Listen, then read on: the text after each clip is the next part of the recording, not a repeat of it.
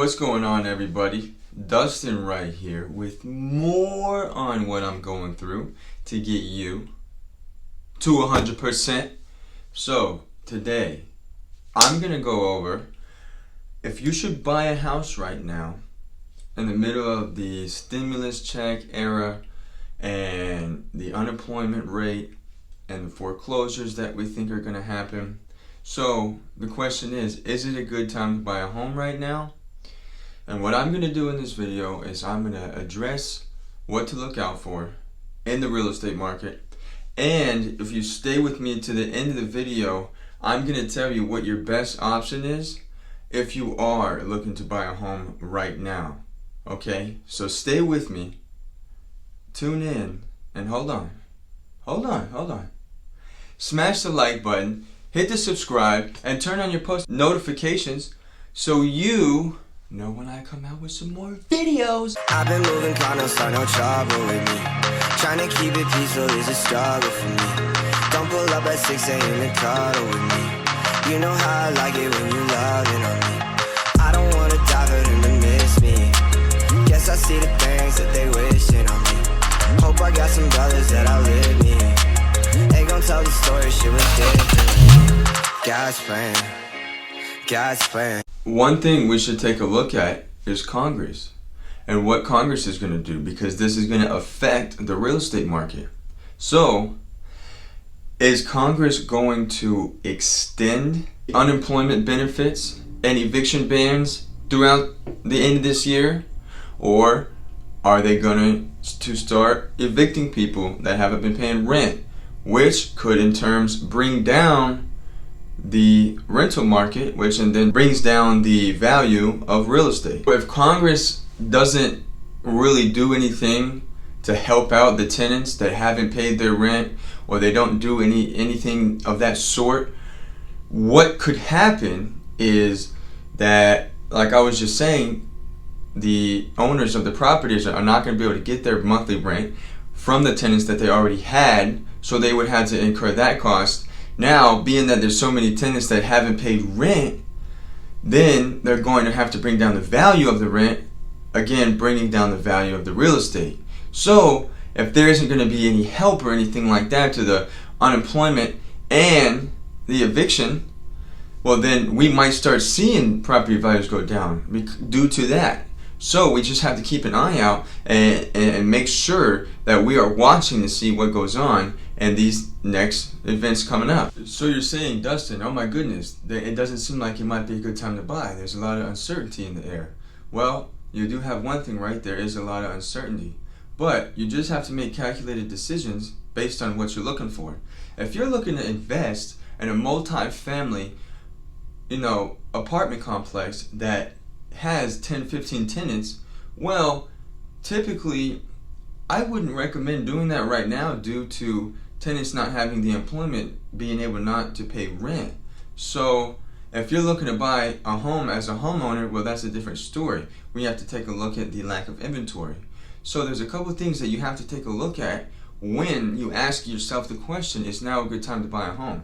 It all depends on what you're buying, okay? Another question you must ask yourself when you have the question, is now a good time to buy a home? Well, another thing is your finances. This is something we can control that's not anything to do with Congress. Well, we have to look at not now, but the next 3 to 5 years of our life. So if you're making good money now, but your whole company has been firing employees since the whole coronavirus started, well, maybe it's not a very good time for you to buy a home based on the uncertainty in your employment, because you don't want to sign a document to own a home that's $250,000 to $500,000 and you and your spouse aren't having the employment that you need to.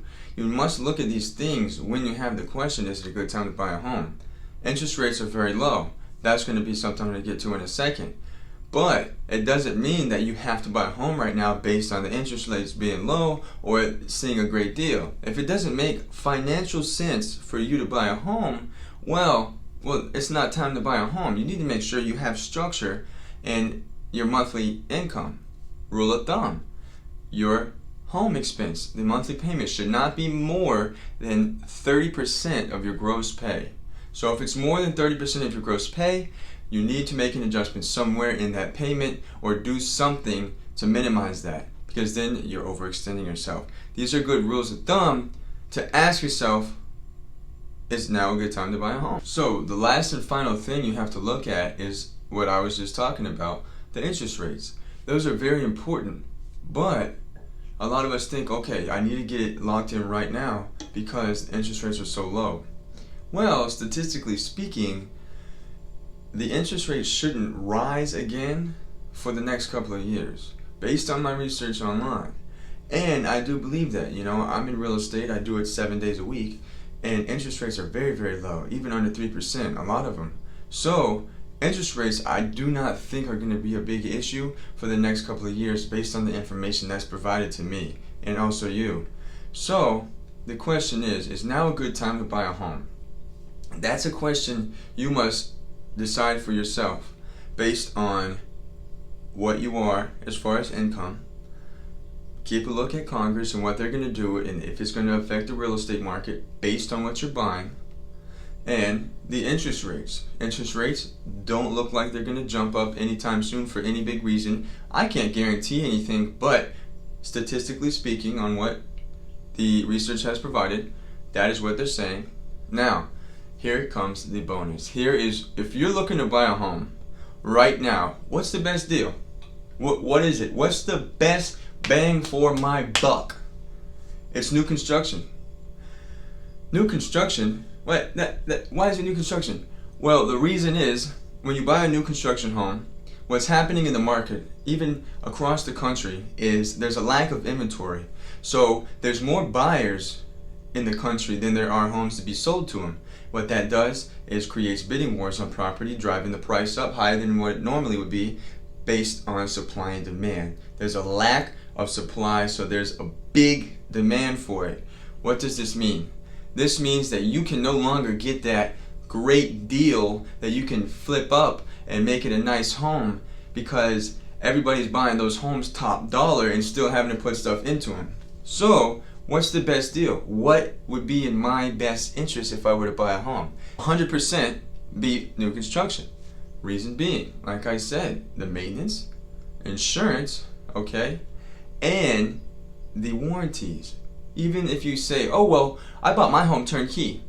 Now that's great, but sometimes those turnkey homes are flipped by investors, okay? So it's still an older home, insurance will be a little higher, and maintenance will be a little bit more tentative. You'll have to do a little bit more to the house. And sometimes the home isn't in the best condition because what is the investor's job? To get in, pay as little as possible, get as much as possible on the way out. So, what's the new construction's job? The builder. They're supposed to build you a big, beautiful home. They're supposed to insure it, or not insure it. They're supposed to give you these great warranties. So, if anything does happen, you're covered. Alright? And the insurance is going to be a lot cheaper, and the maintenance is little to none for the next couple of years. So, there it is. If you're looking to buy a home, that is my best opinion based on what everything is going on in the market. I sell a lot of new construction to my clients because it's just the best way to go right now. Why would I have my client pay more for a house that they don't have to wait to be built just because the inventory is the way it is? New construction is the way to go. We're going to get to 100% every way, every day.